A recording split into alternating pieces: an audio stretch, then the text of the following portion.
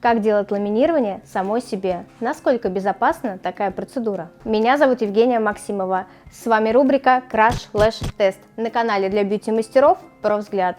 И сегодня я буду делать ламинирование ресниц самой себе и расскажу все нюансы выполнения данной процедуры в домашних условиях. Интересно, какой получится результат? Подписывайся и досматривай это видео до конца, а я перехожу к процедуре. Итак, давайте начнем с подготовки к ламинированию ресниц самой себе. Какие основные правила? Первое – это симметричность и зеркальность. Попробуйте выполнить макияж бровей, чтобы он был симметричным и действительно одинаково смотрелся. Стрелочка. Можно сделать красивые стрелочки на правом и левом глазу, чтобы они были симметричные. Для того, чтобы сделать симметричную, правильную и зеркальную выкладку при ламинировании ресниц на себе. Далее, обратите внимание на свое зрение. Если зрение плохое, если наблюдается астигматизм, то лучше отказаться от такой идеи выполнять процедуру ламинирования самой себе. В данном случае лучше обратитесь к специалисту по данной процедуре. Во время процедуры старайтесь использовать нетравматичные и безопасные инструменты, особенно если ваша процедура проводится впервые. Очень важно и желательно, чтобы у вас был опыт в ламинировании ресниц уже на ваших клиентах, для того, чтобы была четко поставленная рука и этапность у вас была последовательная. Заранее определитесь с формой бигуди, которую вы будете брать. Также время экспозиции составов и, разумеется, плотность и структуру ваших ресниц, чтобы оценить действительно правильное время экспозиции препаратов. Также обязательно соблюдаем технику безопасности. Более подробно о ней мы с вами поговорим во время этапов процедуры. Подготовьте рабочее место, чтобы все необходимое было у вас под рукой и не пришлось бегать полузакрытыми глазами, пока у вас идет время экспозиции составов. Для ламинирования ресниц дома я буду использовать составы Lash & Go. Они очень удобные, имеют разный оттенок, что в принципе дает хорошую возможность увидеть каждый препарат на своих ресничках. Также они недорогие и достаточно мягкие в использовании. Также для работы ламинирования ресниц нам с вами понадобится. Первое – это обезжириватель для ресниц, который наносить мы с вами будем микробрашиками. Также во время хода нашей работы они также будут нам необходимы. Далее это клей, он может быть у нас более мягкий, либо классический, для того, чтобы качественно и хорошо зафиксировать реснички. Бигуди. Также можете выбирать бигуди, это могут быть бигуди Lash & Go, Lapo Beauty, любые, которые вам будут подходить под ваши ресницы. Краска и оксид. Сегодня мы с вами попробуем коричневую краску и развеем все мифы о том, что коричневая краска не дает никакой яркости и максимального красивого эффекта. Краски Lash & Go мы берем с вами оксид 1,8%, что не травмирует ресницы, дает яркий красивый акцент. Для идеального точечного нанесения и распределения ресниц на бигуди нам понадобится многофункциональный инструмент, который идеально ровно разделит каждую ресничку и даст хорошее натяжение.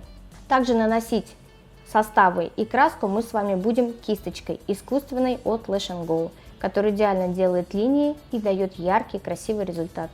Составы Lash & Go. Первый состав у нас идет цветной голубого оттеночка, второй идет персиковый. Это именно те составы, которые ярко и хорошо видны на ресничках во время процедуры на своих ресницах. Для завершения работы третий состав используется у нас черный под наименованием карбонирование. Он идеально очищает ресницы, убирает клейкую основу и питает ресницы по завершению вашей процедуры. Помимо многофункционального инструмента, в нашу работу могут входить вспомогательные материалы, такие как аппликатор либо бэби-браши, для того, чтобы наша работа вблизи слизистой была не травматичная и безопасная. Также мы можем использовать бэби-браши разной плотности, более мягкие либо более жесткие для более жестких ресничек. Ну и конечно же не забываем про щеточку для расчесывания ресниц, она нам понадобится как до, так и после процедуры. Первым этапом процедуры мы обезжириваем ресницы. На микробрашик наносим небольшую капельку, излишки можно оставить на салфеточке, и обезжириваем ресницы. Далее их можно просушить, подрасчесать. Следующим этапом мы подготавливаем форму. Форму нужно хорошо приклеить на верхнее веко, чтобы она хорошо и плотно держалась. Промазываем форму с внутренней стороны бигуди небольшим количеством клея, и пока клей не высох, мы фиксируем ее идеально ровно по последнему ресничному ряду на верхнее веко. Зафиксировали форму И поправляем все зоны, которые могут остаться у нас под формой. Форма лежит максимально близко к последнему ресничному ряду.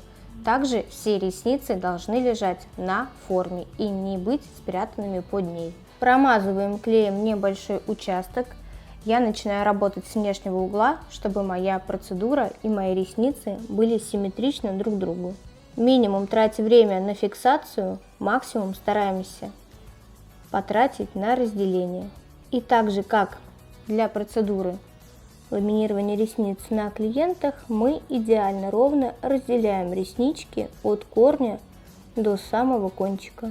Сюда можно применить также вспомогательные материалы, которые хорошо будут направлять реснички вверх и давать хорошее разделение. Стараемся разделить ресницы вертикально, так чтобы каждый волосочек, каждая ресничка лежала на отдельной площади. Так, чтобы они были без пересечения, чтобы кончик был ровный, чтобы была хорошая зона по работе и видимости и было хорошее натяжение. Небольшими секторами продолжаем работать на одном глазу. Ну что, мы завершили с вами выкладку ресниц на форму, теперь приступаем к выкладке составов. Обязательно помните, что выкладка состава идет от зоны слизистой 1-2 мм отступ. Как только выложили составы, засекаем экспозицию. У состава Flash & Go время экспозиции от 5 до 15 минут максимум. В нашем случае мы будем ждать примерно около 10-11 минут и сделаем проверку где-то за пару минут до окончания экспозиции, чтобы убедиться, что волос подготовлен и готов к следующему этапу. Если во время экспозиции первого либо второго состава ресницы отходят от формы, то в принципе вы можете хорошо их подзафиксировать обычной пищевой пленкой. Подкладываем пленочку от корня к кончику и немножко придавливаем отставшие ресницы в бигуди. Таким образом они размягчатся равномерно, а во время второго состава равномерно зафиксируются. Техника безопасности для клиентов гласит, что мы работаем только при закрытых глазах с обязательным отступом 1-2 мм. Старайтесь сохранять закрытый глаз во время процедуры самой себе. Легкое открывание глаза возможно, но не на длительное время.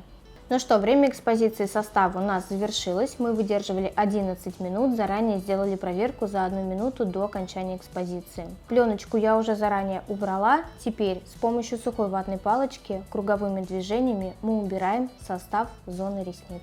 Те ресницы, которые у нас отклеились по ходу состава номер 1, мы можем теперь с помощью клея и инструмента обратно вернуть на клейкую зону. Следующим этапом мы будем выкладывать состав номер 2, для того, чтобы он зафиксировал наше положение завитка. Берем состав номер 2, наносим на те же самые зоны. Время экспозиции ровно в 2 раза меньше от времени экспозиции первого. Не забывайте, что на состав номер 2, если отходят ресницы, мы также можем применить пленочку, для того, чтобы плотнее прикрепить ресницы к площади нанесения состава. Во время экспозиции состава номер 2, пока мы ждем его завершения, заранее разводим краску с оксидом в соотношении 1 к 1 и ждем окончания экспозиции состава. По окончанию экспозиции состава номер 2, также сухой ватной палочкой мы очищаем состав зоны ресниц. После чего начинаем окрашивать ресницы от корня до кончика. Время экспозиции от 5 до 10 минут. Ну что, мы выдержали краску по экспозиции. Теперь также сухой либо влажной палочкой мы очищаем краску зоны ресниц. Мы сняли красочку с ресниц и теперь завершаем процедуру составом номер 3. Но в принципе вы можете воспользоваться еще этапом ботокса и сразу после краски нанести питательный компонент ботокса. Быстро удалить краску и размягчить клей мы можем нанести состав на всю длину ресниц, затем воспользоваться нашими бэби-брашиками для того, чтобы прочесать реснички в верном положении, также заранее размягчая клей и счищая его зоны ресниц. Затем мы берем микробраш, оставляем на нем небольшое количество третьего состава и по каждому небольшому сектору полноценно очищаем ресницы от клея и краски. Реснички мы все отклеили от формы, полностью избавились от клея и краски. Теперь наша задача освободить наше веко от клейкой формы. С помощью мокрой ватной палочки Прокручивающими движениями аккуратно освобождаем наши реснички от клейкой формы, после чего очищаем мокрой ватной палочкой верхнее веко от клея. И не забудьте расчесать ресницы для того, чтобы соединить ионные и водородные связи и увидеть окончательное положение завитка. Ну что, наше ламинирование готово. Оно немножко влажное, но после небольшой просушки мы с вами увидим окончательно пушистый сухой завиток. Далее мы приступаем к выполнению работы на втором глазу. Поэтапно делаем все те же самые манипуляции.